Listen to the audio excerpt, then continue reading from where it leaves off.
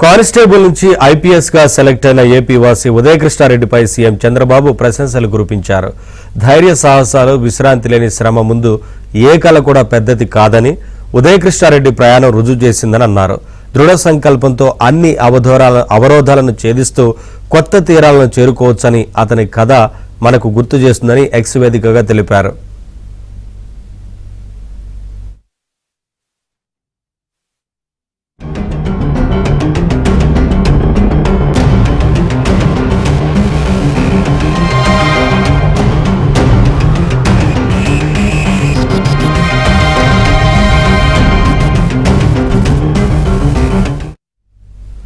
Constable నుంచి IPS గా select అయిన ఏపీ వాసి ఉదయకృష్ణారెడ్డిపై సీఎం చంద్రబాబు ప్రశంసలు కురిపించారు. ధైర్య సాహసాలు, విశ్రాంతి లేని శ్రమ ముందు ఏ కళ కూడా పెద్దది కాదని ఉదయకృష్ణారెడ్డి ప్రయాణం రుజువు చేసిందని అన్నారు.